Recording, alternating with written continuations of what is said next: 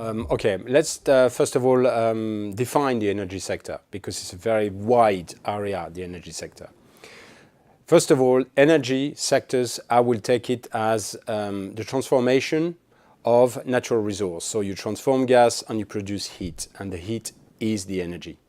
Or you use gas or coal and you produce electricity. The electricity is the energy part.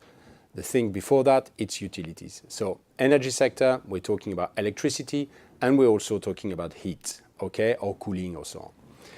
The second thing is about the infrastructure. This infrastructure related to energy are long-term plants. So therefore, when you decide to put in place an infrastructure, you are not deciding to put it for a few months or for a few years. You're looking ahead 50, 60, 70 years ahead. So that means once the infrastructure is in place, well, it's there. So therefore, if you want to change things, it's all about adapting. And that takes me to the third point related to energy sector and infrastructure. Is when you talk about energy sector, it's about production.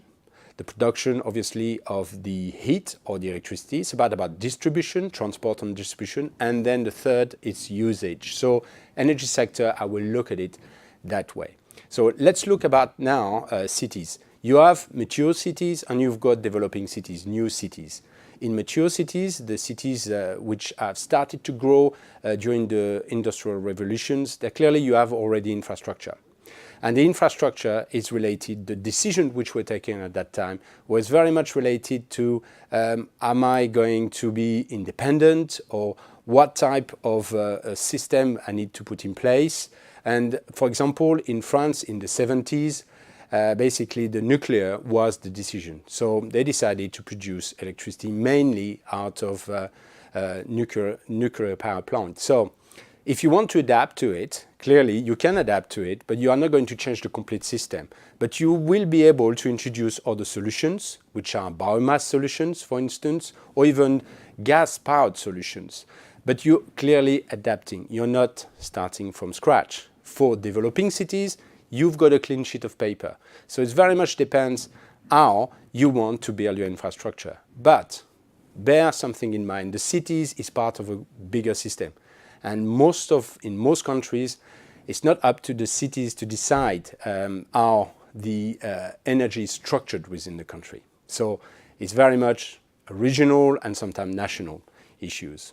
So the thing is about what type of structure we're talking about and the maturity of the cities. These are the things to bear in mind when you're thinking about implementing an energy solution, energy plant for your city.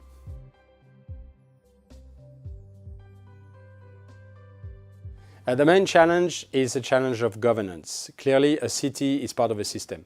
So therefore, if you have a national policy, for example, in France you have nuclear is the main production, then clearly the city haven't got anything to say about that, so they need to adapt to it.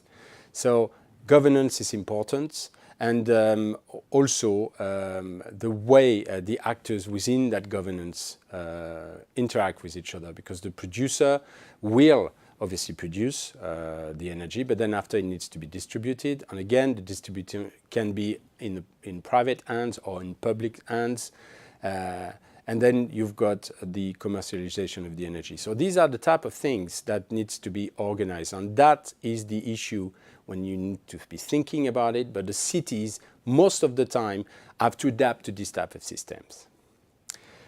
The other thing is related to public and private. Now, clearly, the public is a political decision. Most of the time, as far as energy is concerned, it's linked to independence, and it's linked to make sure that basically they are autonomous, and it's usually at country level or regional level.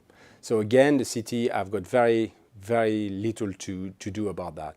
To give you an example, in Canada, there's a lot of biomass, and we see more and more we're involved with projects where we are producing electricity out of biomass. And that's just to make sure that you are less dependent on oil, but also it's very good for the environment. So you kill two birds with one stone. But that's just an example of the type of things which can be done as far as production and independence. So that's the public part. Now, clearly, the private is also important because it can provide a lot of technology, a lot of ideas. And usually, private companies, they are involved in many countries, which means that they are capable of having a breadth of technology. Again, an example, in some part of the world, we are used to geothermal technology.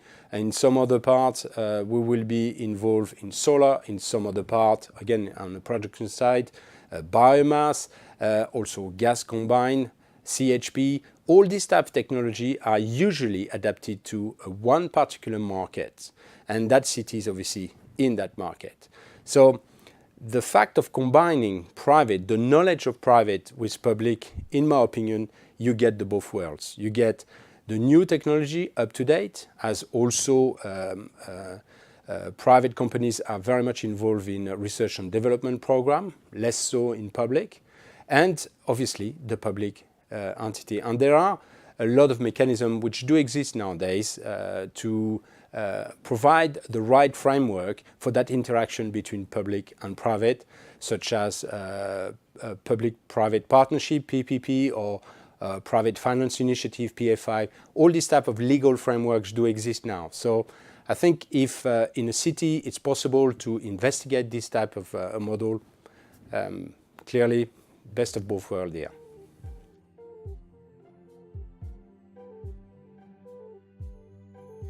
Yeah, I mean, that's a great challenge because clearly the citizens are getting more involved into all this system, and in particular with smart technology.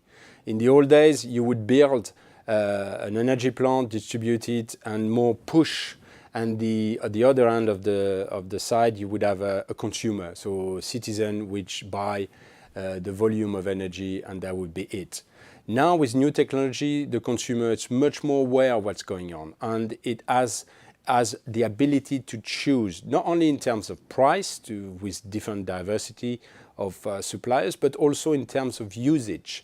The usage is important because it determines the price and the risk for producers. So therefore, all the tariffs are usually used or structured to really try to make you use the energy in some part of the day or some part of the year. It's cheaper than others. So being aware of the usage is clearly an element for the citizen to reduce his bill and also reduce his CO2 footprint. And the citizens are much more aware of these things. So smart technology is pushing that. The real challenge is that when you have already existing infrastructure, then you have to adapt infrastructure which have been put in place maybe 30, 40 years ago, which were necessary and still necessary, and have lacked flexibilities in order to give the complete flexibility that the citizen wants nowadays. So these are the real challenge. So it's all about citizen, it's in the center, but it's much easier to design a system when there isn't existing infrastructure, and it's more complicated for mature countries who have to adapt existing infrastructure, decisions which were taken 30, 40 years ago, which obviously are structuring now the system for the citizen. One example is clearly that with the information which is available now on Internet of Objects tomorrow, the citizen can see its consumption, can see tomorrow the washing machine will be able to decide when it starts, because it starts when the tariff is the cheapest. And clearly we have intelligent meters now who are able to do these things. So really we're talking about a rupture, really a change of paradigms as far as the citizen is concerned. So that's really the real good things. Another element also, it's Now, with the smart grids, citizens can produce energy. They can become producers themselves. And clearly, when you have an existing infrastructure, it's much more tricky to integrate that to an existing infrastructure than to start from scratch. So really big changes in the energy sector, in my opinion, into the future. And the citizen is no longer a consumer, is an actor on this consumption, and tomorrow is a producer. And in fact, today is a producer in some countries.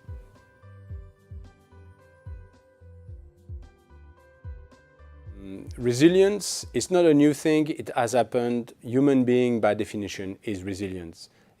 Since it appears in the planet, we're still here and we're growing, and we are really a major element of the planet. So resilience, not new things. But however, for cities, two phenomena which affect the resilience is, first of all, the growing urbanization. More and more of the world populations are living in cities. That means, in effect, that you've got more people into the cities, putting pressure on resource and infrastructure. So clearly, that's one major impact on the resilience. The second is climate change.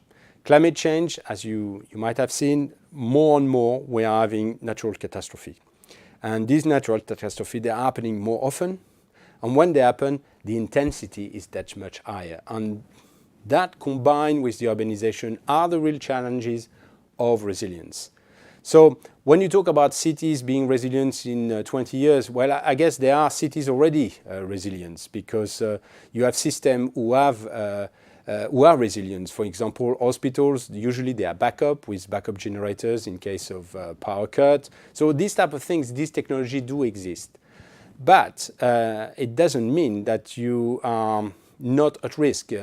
In 2012, I think, New York was hit by Sandy, and part of New York, if not most of New York, was at a power cut, because the power supply was affected by the natural catastrophe. So, but except one part who had a complete system, smart grid, with capacity to produce CHP, which we run, New York University, and that in effect meant that they still had the electricity. So resilience is a matter of putting system, anticipating what can happen into the future, taking into consideration the growth of urbanization and the risk of natural catastrophe.